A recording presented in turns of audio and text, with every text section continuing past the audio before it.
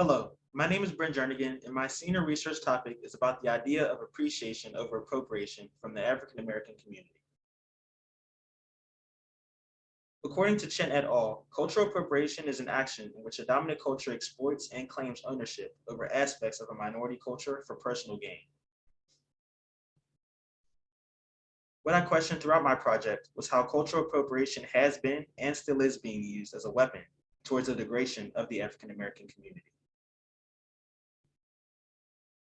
My thesis is that appropriating oppressed people's culture maintains mistreatment of certain groups of minorities in the US and carries on a colonialism mindset.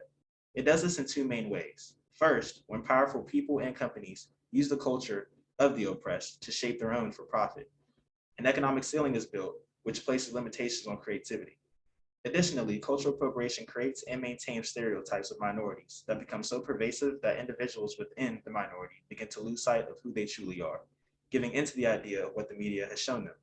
This damages the images of an entire culture, and it removes the sole purpose, it removes the soul and purpose of the minority's creations.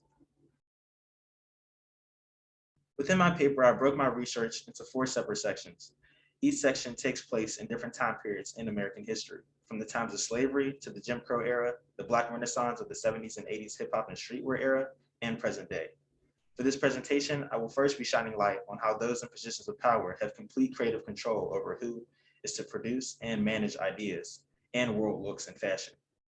The decisions come at a cost of disregarding creators who are not given credit for the original design. Due to the power structure in the industry, many smaller voices and stories are forgotten and not heard, especially those who are minorities.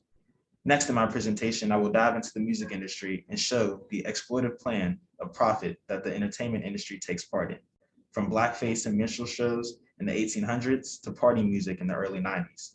I will show how appropriation leads to the degradation of the Black community. Elizabeth Keckley and Harriet Jacobs are 2 African Americans who lived during the slavery era of American history. Born into slavery, Elizabeth was self-taught seamstress who was given the role of sewing gowns and dresses for her master's wife. She designed luxurious garments for the balls that the wife attended with other white elites. Elizabeth's work would silently be promoted when worn and caught the eye of other white women, including Mary Todd Lincoln and Jefferson Davis's wife. Along the same lines, Harriet Jacobs was also a Black seamstress in the late 1800s, sewing garments for local white women.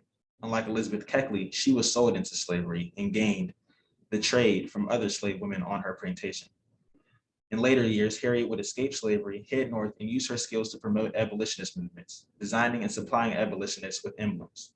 Black seamstresses knew that this form of free labor would not be recognized at this time.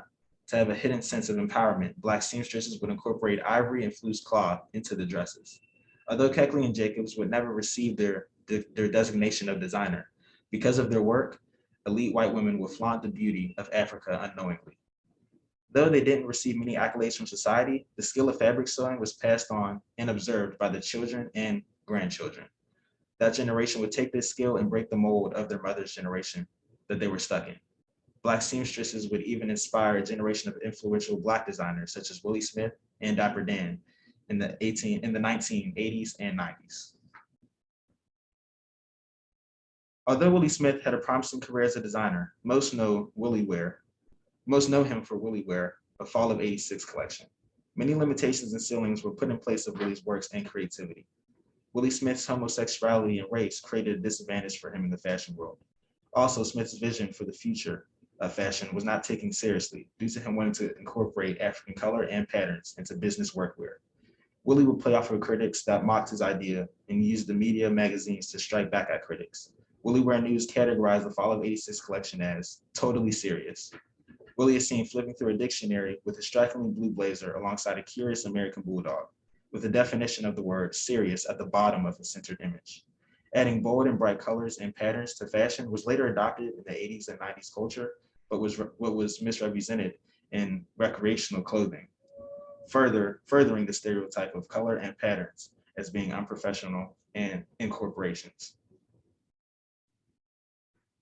Unlike Willi Smith, Dapper Dan was invested into the look of young hip hop, and from that inventing the earliest forms of streetwear. Based in Harlem, New York, Dapper Dan gained influence over the Black community, having his work being worn by locals in New York while also gaining promotion from hip hop and music stars such as the Fat Boys, Missy Elliott, and female rapper Roxanne, being the first to deconstruct luxury bags and cases made by Louis Vuitton and Gucci and use these leathers to build jackets, sneakers, and accessories. The world's largest fashion corporation, LVMH, sued Dapper Dan for the use of their logo in his work. Recognizing the power dynamic and world influence was unmatched, this forced Dan out of business. Years later, these same companies would use Dapper Dan's designs and claim them as their own, giving no recognition to Dan himself. In 2015, out of the 260 Fashion Week shows, only 3 African-American designers were fortunate to reach the runway. The problem is not only located on the runway itself, but also in the corporate offices of these high-class houses. As seen in recent studies, only 3.3% of students at Parsons Fashion School are Black, and only 1.9% of students at Pratt College of Design and Architecture are Black, according to Friedman et al. One of the reasons for such low numbers are from the tuition cost of $61,182 a year at Parsons, given the fact that the average African-American household has an income of $33,000. Creative limitations are put in place by white designers, schools, and communities because of the failure to understand a culture's true and full potential. Appropriation has led to economic exploitation of Black music, affecting the careers of Black artists in the music industry. As seen in the fashion world, powerful corporations and industries profit off of Black voices and images, while placing limitations and barriers on Black people from ever reaching the boardrooms of such large establishments. In music, appropriation not only has the power to limit the amount of profit going back into the Black community, but also into an artist's creativity. Appropriation creates and maintains stereotypes that contribute to the degradation of Black culture. When examining the profit gain and growth in the music industry, the majority of profit came back from Black music in the early 1900s. Between 1921 through 25, Columbia Records declined from being worth $7 million to $4.5 million. To make up for this profit loss, major music companies created race records and took advantage of the segregation laws that affected Black music artists during this time. Contracts were designed to restrict the amount of royalties an artist could obtain. For example, Bessie Smith, a famous and popular African-American singer in the 1920s, made millions in a single year for Columbia Records and didn't receive a penny of profit for herself. By the 1950s, race records were not making as much money as planned. Companies such as Sam Phillips' Sun Records took notice of this issue and sought out white artists such as Elvis Presley and Johnny Cash. Instead, that replicated the Black soul and music feeling that was adored by white listeners. The evolution of Black music continued in the 1980s and 90s. While there are more Black people involved within the corporate side of the industry, not many are placed in overall executive positions. World-dominating parent companies such as Universal Music Group buy out and establish many brands companies such as Def Jam Records, Motown Records, Rockefeller, EMI, and many more. Here, the parent companies hire street marketers in Black divisions of music such as hip hop. These Black executives are in charge of finding young inner city talent, but do not make the overall decisions on what gets produced. These decisions are important in determining what Black culture looks and sounds like. This way of work and business is not a new add-on to the industry. Companies have continued to appropriate since the 1800s, as seen in Minstrel Shows. During the early to mid-1800s, Minstrel Shows were a huge part of American entertainment. They provided white audiences with comedy and referenced and humiliated Black people, while performers such as George Thatcher and Dave Wambold would paint their faces Black, mimicking Black behavior and speech. White actors would gain a large following from these performances and gain a financial benefit during the process.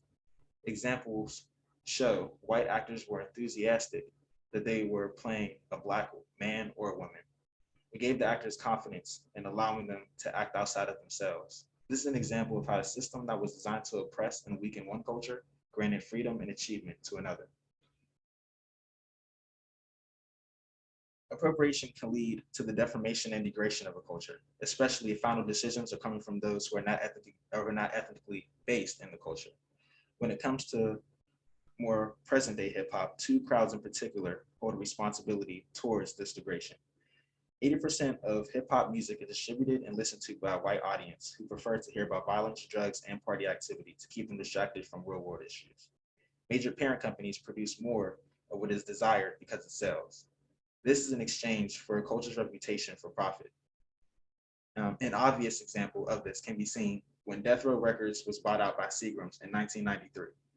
In 1992, lyrics from Tupac Shakur displayed the day-to-day violence that occurred in the African American community. Tupac was known for touching on topics that the Black community needs to be informed of, such as Black-on-Black gang crime, drug addiction, teen pregnancy, police brutality, and religion. The message in music began to quickly change once major companies began to notice what sold more, which, in this case, was West Coast party music. In 1993, Snoop Dogg, who was younger, but was also under the same record label as Tupac, released his debut hit, Gin and Juice. Comparing the two artists' projects, Gin and Juice was focused more on being young, partying, drugs, women, and the glorification of crime life. White producers, managers, and presidents invested into this sound and form of degrading music, and in return, gained more money than what they put in. In this way, appropriation not only created wealth for those already in power, but did so at the cost of Black culture's reputation.